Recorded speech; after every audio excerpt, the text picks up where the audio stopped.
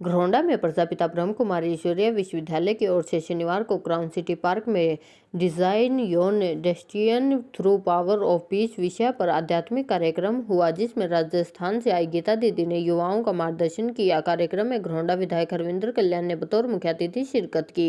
कार्यक्रम की शुरुआत विधायक हरविंदर कल्याण, गीता दीदी संचालिका रेणु बहन, संगीता दीदी, नगर पालिका के पूर्व चेयरमैन सुभाष गुप्ता ने दीप प्रज्वलित करके की।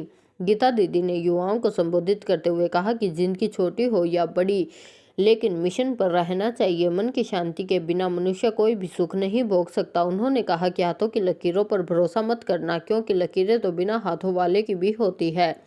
जिंदगी में जो पल है उसमें अवेयरनेस होना चाहिए। उन्होंने कहा कि आदमी सोच ले तो तकदीर बदल सकता है। दुनिया में मेहनत के बिना कोई विकल्प नहीं है, हम कहीं पहुंच जाएं। वहीं विधायक हरविंदर कल्याण ने कहा कि युवाओं को अपने लक्ष्य का निर्धारण करके आगे बढ़ना चाहिए।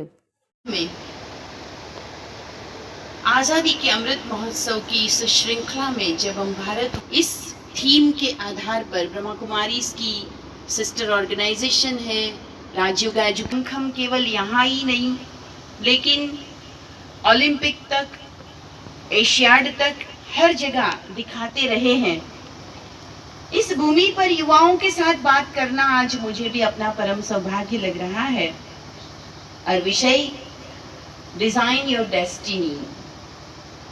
यूं तो सदियों से इस बात की चर्चा होती रही है कि कर्म बड़ा है या प्रारब्ध,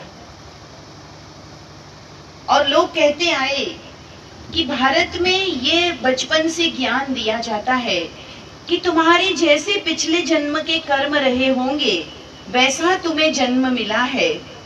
तो दुनिया के लोग ये कहते रहे हैं कि भारत भाग्य के ऊपर आधार रख के बैठने वाला देश है। केवल यहाँ यही नहीं कहा जाता कि जैसा तुमने किया है वैसा तुमको मिला है, लेकिन यह भी हमें सिखाया जाता है कि तुम जैसा करोगे वैसा बनते जाओगे। आपके भाग्य का सितारा आपको स्वयं चमकाना होता है। इसीलिए किसी ने कहा है कि हाथों की लकीरों पर भरोसा मत करना, हाथों की लकीरों पर भरोसा मत करना, क्योंकि तकदीरें तो उनकी भी होती है जिनके हाथ नहीं होते। तो हम प्रारब्धवादी केवल नहीं है, इसीलिए आज हम कर्म की बात करते हैं। कर्म अगर समय रहते सही विधा से, सही ढंग से किया जाता है तो मन चाही प्रारब्ध दिलाता है। परंतु उस कर्म करते समय हर व्यक्ति को एक ही चीज की जरूरत होती है, जिसे कहते हैं अवेयरनेस। एक बार एक गुरुजी थे, वे कुछ दिन के लिए आश्रम छोड़ के कहीं प्रवास पर जा रहे थे। तो उन्होंने अपने शिष्य को कहा कि मुझे कुछ दिन के लिए जाना है, तो पीछे का कारोबार आप संभालना। तो शिष्य को बेचैनी हो गई कि इतना सारा कारोबार मुझे कैसे संभालना, वो भी तो मुझे कुछ बताया जाए। तो शिष्य ने जाकर के दोबारा कहा, गुरुजी ये बताइए कि मुझे किस चीज का ध्यान रखना होगा। तो कहा ठीक है, शाम को आना। तो शाम को जब वो वहां गए तो गुरुजी का मौन था, लेकिन उन्होंने एक चिट पर कुछ लिख के उनको दे दिया। तो उसने जाकर के जब देखा, पढ़ा, तो उसमें एक ही शब्द लिखा था, अवेयरनेस। परंतु उसे समझ में नहीं आया कि मुझे सिर्फ अवेयरनेस के आधार पे क्या क्या करना होगा। तो दोबारा गया, हाथ जोड़ के कहता है कि गुरुजी कुछ गलती ना हो जाए, इसलिए मुझे और कुछ बता दीजिए कि मुझे और क्या करना होगा। तो गुरुजी ने उसे इशारे से कहा कि कल जब मैं निकल रहा हूँगा तब आ जाना। तो जब सुबह वे प्रस्थान कर रहे थे तब दोबारा शिष्य ने जाकर के कहा कि मुझे क्या क्या करना होगा।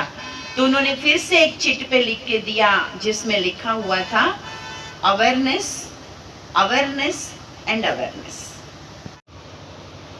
कि बहुत से संतों का, बहुत से अच्छे लोगों का सानिध्य मुझे प्राप्त हुआ है। बहुत पहले मैंने एक किताब में पढ़ा था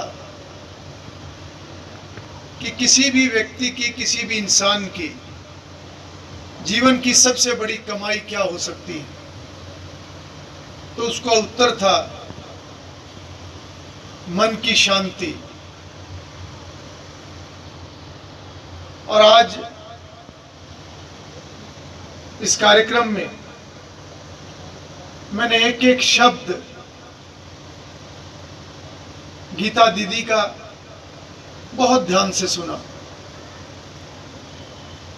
और मैं आप सबको भी देख रहा था।